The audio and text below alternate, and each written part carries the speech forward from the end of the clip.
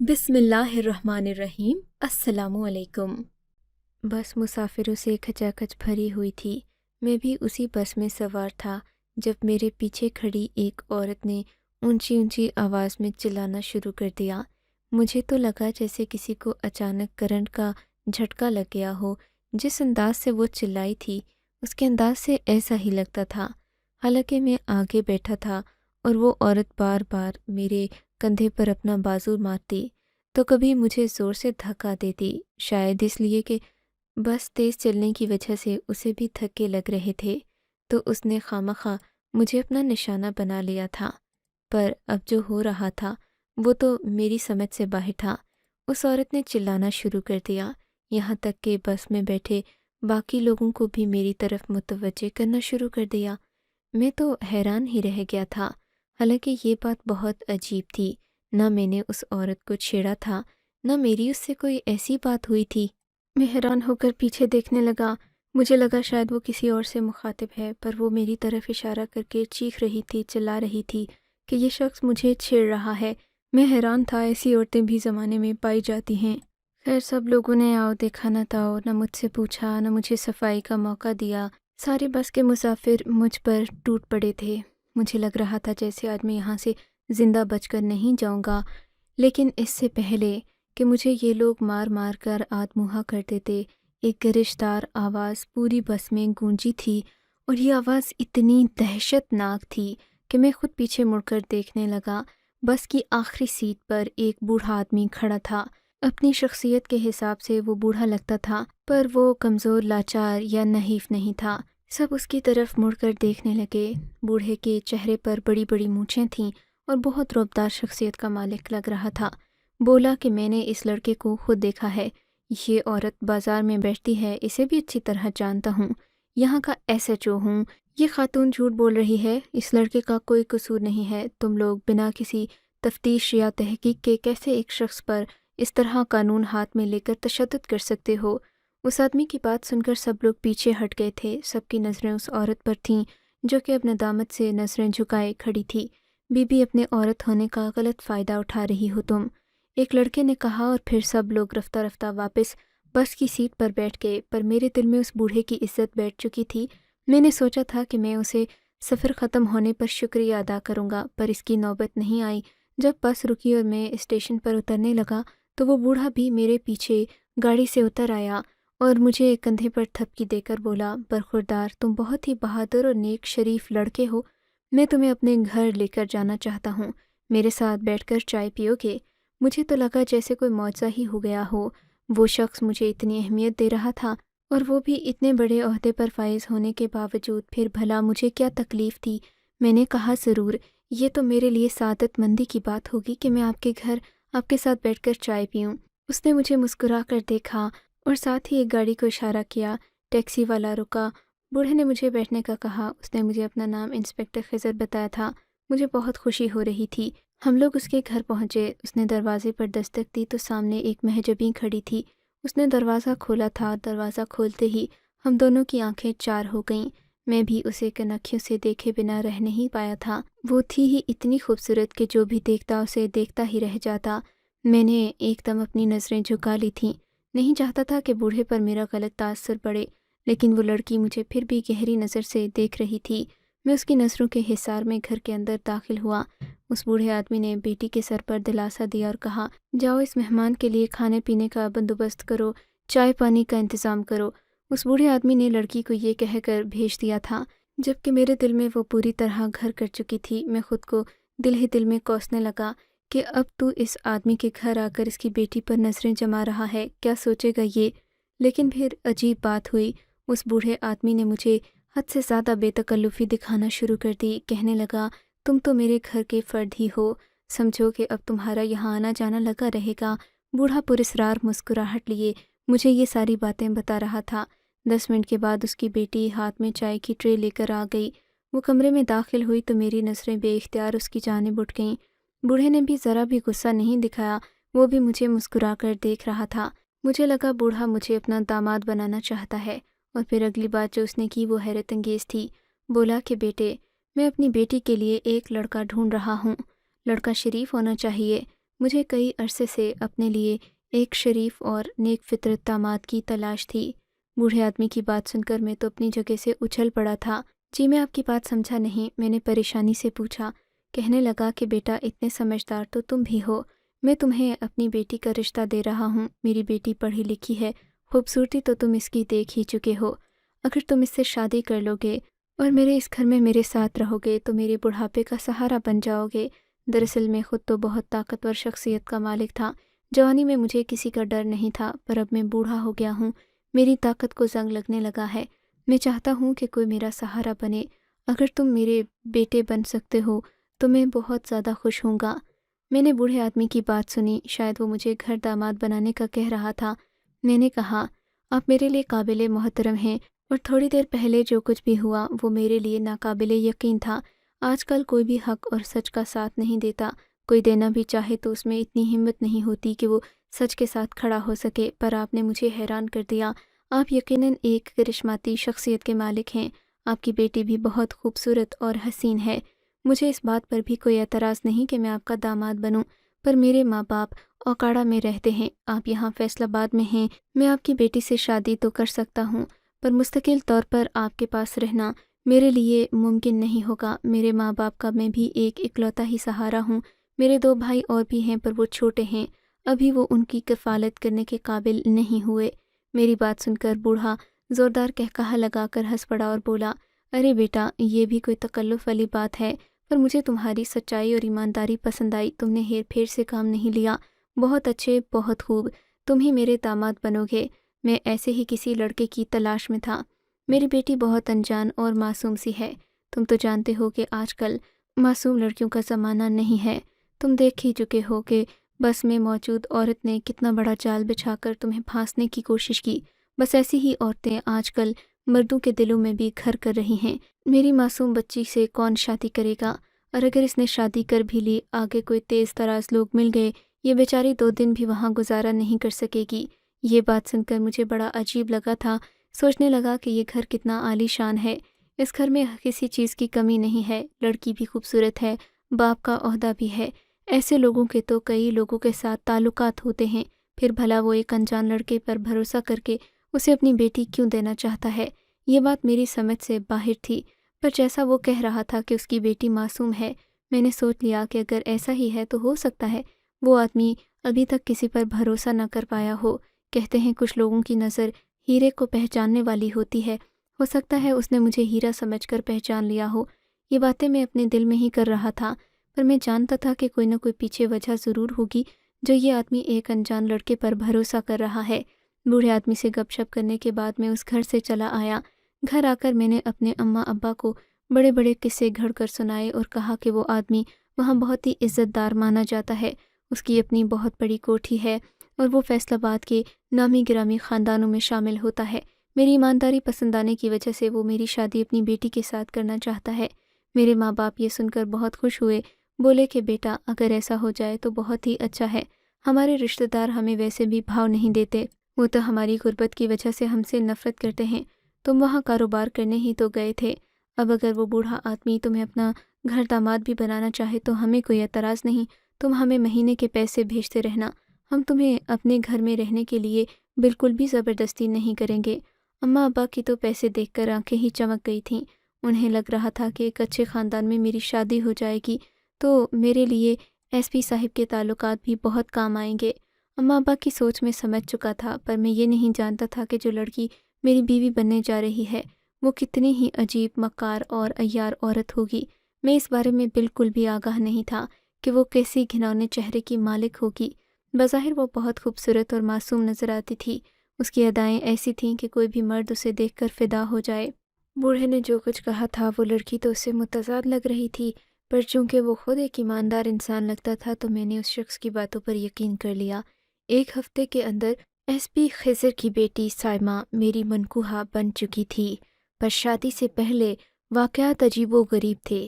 S P خضر نے مجھے اس بات کی اجازت نہیں دی کہ میں اس کے بارے میں آس پاس کے لوگوں سے تفتیش کروں۔ ان کا کہنا تھا تمہیں داماد بنانے کا مقصد ہی یہی ہے کہ تم میرے بیٹے بن کر رہو، اور بھلا بیٹا باپ کے بارے میں تفتیش کرتا اچھا لگے گا کیا؟ میں ان کی باتوں سے اس قدر متاثر ہوتا کہ جو بھی کرنے کا ارادہ کرتا ان کے کہنے پر ترک کر دیتا۔ میرے پاس اس کے علاوہ اور کوئی چارہ بھی نہیں تھا۔ اس وقت میں انتہائی بے روزگار تھا، میرے پاس کھانے پینے کے بھی پیسے نہیں تھے۔ ایس پی صاحب نے کہا کہ میں تمہاری نوکری لگوانے میں بھی تمہاری مدد کروں گا۔ خیر، میری شادی سائمہ بنت خضر سے ہو گئی تھی۔ میں خود کو اس وقت دنیا کا خوش قسمت ترین انسان محسوس کر رہا تھا۔ سائمہ بہت حسین لگ رہی تھی۔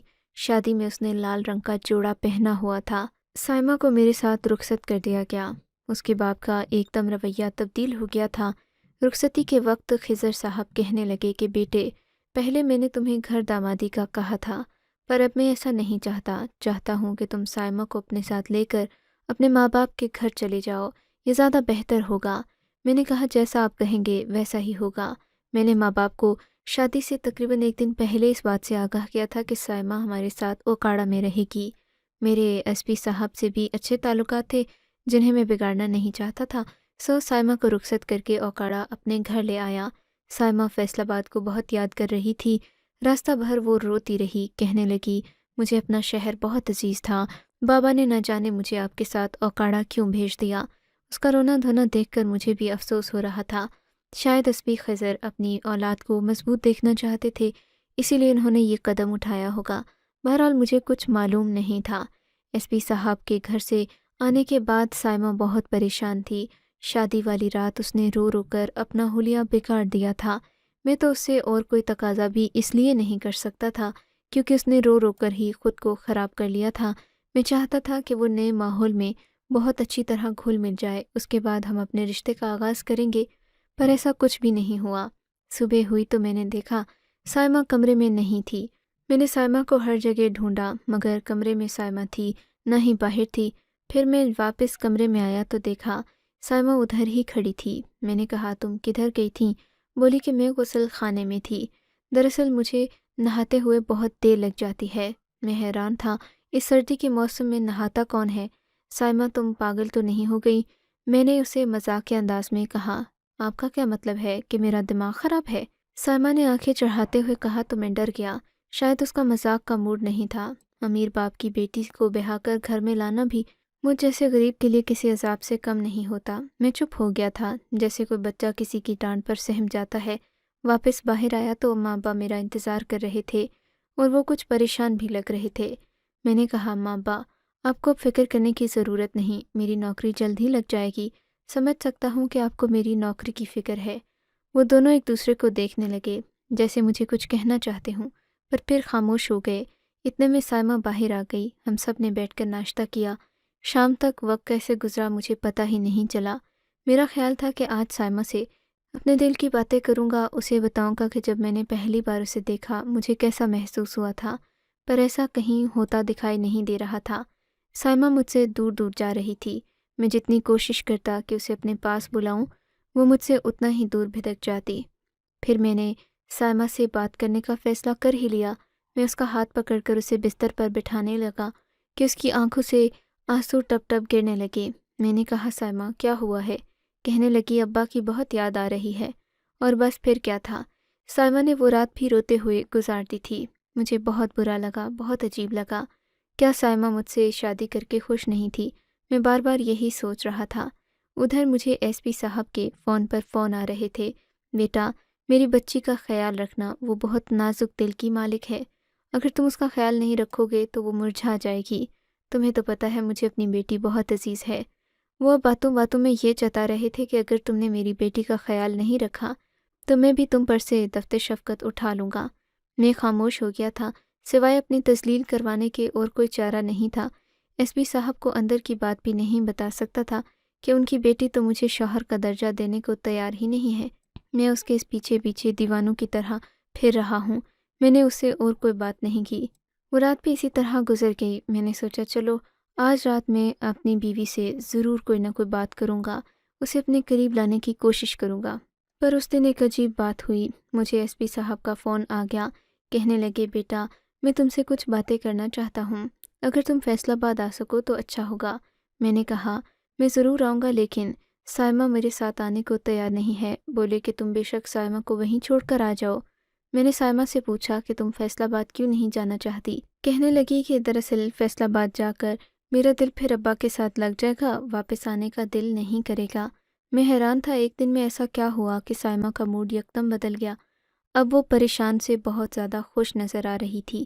اسے دیکھ کر لگتا تھا جیسے اس سے زیادہ خوش کوئی ہے ہی نہیں۔ بار بار مجھ سے ہنس ہنس کر باتیں کرتی، لیکن ابھی بھی اس نے وہ دوری برقرار رکھی ہوئی تھی جس کی وجہ سے میرا اور اس کا کوئی تعلق قائم نہیں ہوا تھا۔ میں نے کہا، سائمہ، میں تمہارے ابا سے ملنے اکیلا جاؤں گا، اچھا نہیں لگے گا، تم میرے ساتھ چلو۔ سائمہ بولی کہ آپ چلے جائیں، ویسے بھی آپ ابا کے چہیتے ہیں، ابا مجھ سے زیادہ آپ پر بھروسہ کرتے ہیں، آپ چلے جائیں، ان سے مل کر آ جائیں، کوئی مسئلہ نہیں۔ میں حیران تھا کہ کل تک تو سائمہ اپنے باپ کی یاد میں بری طرح رو رہی تھی، اور آج وہ مجھے کہہ رہی ہے کہ میں اس کے باپ سے مل کر آ جاؤں، اسے کوئی مسئلہ نہیں۔ میں خاموش ہو گیا، پر میرا دل کہہ رہا تھا کہ کچھ نہ کچھ دال میں کالا ضرور ہے۔ ادھر میرے اماں ابا کا رویہ بھی مشکوک تھا۔ خیر، میں ایس پی صاحب سے بات کرنے، ان سے ملنے کے لیے فیصل آباد تک آ گیا تھا۔ میں ایس پی صاحب کے گھر گیا تو وہ بہت پریشان لگ رہے تھے۔ میں نے کہا کہ میں آپ سے ملنے اس لیے آیا ہوں کہ آپ مجھے حقیقت بتا دیں۔ آج میری بھی نظریں اٹھی ہوئی تھیں، میں ان سے ان کی بیٹی کی حقیقت جاننا چاہتا تھا۔ ایس پی صاحب نظریں جھکائے اپنے کمرے میں بیٹھے پریشان دکھ رہے تھے۔ میں نے کہا، آپ مجھے ساری حقیقت بتا دیں، مجھے کوئی پریشانی نہیں۔ کہنے لگے، بیٹا کیا بتاؤں، بعض اوقات تو اولاد اپنے ماں باپ کا سر جھکا کر رکھ دیتی ہے، اور وہ چاہ کر بھی اپنے اولاد کے لیے خوشیاں نہیں لکھ سکتے۔ میں چونک کر رہ گیا تھا۔ سائمہ نے ایسی کیا حرکت کی کہ ایس پی صاحب کا سر جھک گیا؟ دل میں سوچنے لگا، تب انہوں نے جو داستان میرے سامنے ورق بورق رکھی، اسے سن کر تو مجھے خود پر پچھتاوا ہونے لگا۔ یا اللہ، یہ میں نے کیا کیا؟ میں سوچنے لگا۔ خیر، انہوں نے جو کہانی سنائی وہ کچھ یوں تھی۔ بیٹا، میری بیوی آج سے تقریباً 15 سال پہلے فوت ہو چکی تھی۔ وہ میرے بیٹے کو جنم دیتے ہوئے اس دنیا کو ہی چھوڑ گئی تھی، پر میں اپنی بیوی سے بہت محبت کرتا تھا۔ میری بیوی ایک ایسے خاندان سے تھی جس کے بارے میں لوگوں کی رائے اچھی نہیں تھی۔ ان کا یہ کہنا تھا کہ یہ عورت بازار میں بیٹھتی ہے، پر میری بیوی بہت نیک تھی۔ میں نے اپنی بیوی پر بھروسہ کیا تھا اور اسے ایسے ہی بازار سے اٹھا کر عزت کی زندگی دی تھی۔ میں نے اپنی بیوی کے لیے زندگی میں بہت کچھ کیا تھا، اور وہ بھی مجھ سے خوش تھی، پر اس کے مرنے کے بعد مجھے کچھ عجیب باتیں پتہ چلیں۔ ان میں سے ایک بات یہ بھی تھی کہ میری بیوی کے رابطے ابھی تک اس بازار سے تھے، اور یہ بھی کہ وہ اپنی بیٹی کو بھی اس بازار کی ہوا لگا چکی تھی۔ میں اس بات پر بہت پریشان ہوا تھا۔ میری بیوی سے میں ناراض ہی تھا کہ وہ میرے دوسرے بچے کو جنم دیتے اس دنیا سے چلی گئی۔ میں اس سے زیادہ باتوں کی تفتیش نہیں کر سکا تھا، کیونکہ ہمارے درمیان جو بھی تھا وہ ختم ہو چکا تھا، اور میں اب اس کا دل دکھانا نہیں چاہتا تھا۔ میں جانتا تھا شاید وہ اس دنیا میں مزید نہ رہے، اور پھر اس کے چلے جانے کے بعد میرے لیے اپنی بیٹی کو سنبھالنا مشکل ہو گیا تھا۔ میں ماں بن کر اسے پالتا یا باپ بن کر، میں اسے شفقت بھی دیتا تھا، سختی بھی کرتا تھا، پر اس کے باوجود بھی محلے سے میری بیٹی کی شکایتیں آنے لگیں۔ میں نے سوچا میں اپنی بیٹی کی شادی کر دوں، پر جیسے ہی میں رشتہ طے کرنے کی کوشش کرتا، محلے کا ایک لفنگا آ کر میری راہ میں کھڑا ہو جاتا۔ وہ لڑکا میری بیٹی سے محبت کا دعوے دار تھا، پر یقین کرو وہ لڑکا لواطت جیسی دلدل میں دھنسا جا رہا تھا، اور میں اس کے بارے میں اچھے سے جانتا تھا۔ بھلا میں اپنی بیٹی کی شادی ایسے لڑکے سے کیسے کر سکتا تھا جو صرف اس کے پیسے اور شان کے پیچھے اس سے شادی کرنا چاہ رہا تھا؟ پر وہ لڑکا بھی میرے لیے گلے کی ہڈی بن گیا۔ بیٹا، سچ بتاؤں تو میں کسی تھانے میں ایس پی بھی نہیں ہوں۔ دراصل میرے مرحوم ابا جی ایس پی کے عہدے پر فائز تھے، اس کے بعد یہاں کے لوگ مجھے وہی درجہ دیتے ہیں، پر میں سرکاری طور پر ملازم نہیں ہوں۔ میں نے کاروبار کر کے پیسہ کمایا اور خوب بدمعاشی کی۔ جوانی میں میری شخصیت بہت طاقتور رہی، پر اب بڑھاپے میں مسائل بہت زیادہ ہو گئے ہیں۔ ایک تو میرا بیٹا نہیں، اور جو بیٹی ہے وہ بھی کسی کی جھوٹی باتوں میں آ کر اس کے ساتھ بھاگنے کا فیصلہ کر چکی تھی۔ جب میں نے اسے روک کر تمہارے ساتھ بیاہ دیا تو مجھے ایماندار لگے تھے بیٹا، پر میں تم سے معافی مانگنا چاہتا ہوں کہ میں نے تم سے سچ اور حقیقت کو چھپایا۔ میں تم سے سچ میں معافی مانگنا چاہتا ہوں، لیکن ایک بات کے لیے تمہارے آگے ہاتھ جوڑتا ہوں کہ میری بیٹی کو بے آرام مت کرنا، اس کے ساتھ ہمیشہ اچھے طریقے سے پیش آنا، ورنہ میں سمجھوں گا کہ تم نے میرا مان نہیں رکھا۔ بوڑھے آدمی کی باتیں سن کر میرا تو دماغ کھولنے لگا، پر اس کی شرافت کی وجہ سے میں خاموش ہو گیا، اور اب جو تعلق میرا بن چکا تھا اسے بگاڑنا بھی نہیں چاہتا تھا۔ میں اس سے بنا کچھ مزید بات کیے وہاں سے واپس چلا آیا۔ گھر آ کر جو میں نے منظر دیکھا میرے دل کو دہلا دینے کے لیے کافی تھا۔ میری بیوی کو میرے اماں ابا نے اپنے نئے عاشق کے ساتھ رنگے ہاتھوں پکڑ لیا تھا۔ اماں ابا کہنے لگے یہ لڑکی تو عادی لگتی ہے۔ میں سمجھ گیا تھا کہ اسے کس چیز کی عادت ہے۔ میں جانتا تھا کہ اسے ٹھیک کرنا بھی مشکل ہے، پر میں نے ہمت کی، اس بوڑھے آدمی کا مان رکھا۔ میں نے اسے اس کے باپ کی بتائی ہوئی ساری کہانی سنائی۔ سائمہ کا سر بھی ندامت سے جھک چکا تھا۔ اس دن کے بعد اس نے ایسی کوئی بد کرداری والی حرکت نہیں کی۔ اب شاید وہ مجھ سے محبت نہیں کرتی تھی، پر میری عزت کرنے لگی تھی۔ اسی لیے میں کہتا ہوں اور یقین بھی رکھتا ہوں کہ عورت کو یقین اور نرمی سے سمجھایا جا سکتا ہے، سختی سے عورت ہمیشہ بگڑ جاتی ہے۔ اور ایک اور مشورہ اپنے بھائیوں کو دینا چاہوں گا کہ کبھی خاندان کی جانچ پڑتال کیے بغیر کسی بھی عورت کو اپنی زندگی کا حصہ نہ بنائیں، چاہے وہ آپ کو کتنا بھی زیادہ عزیز کیوں نہ ہو جائے۔ آپ کو اگر یہ کہانی اچھی لگی ہے تو اس ویڈیو کو لائک کیجیے اور اس طرح کی مزید کہانیاں سننے کے لیے ہمارے چینل کو ضرور سبسکرائب کیجیے۔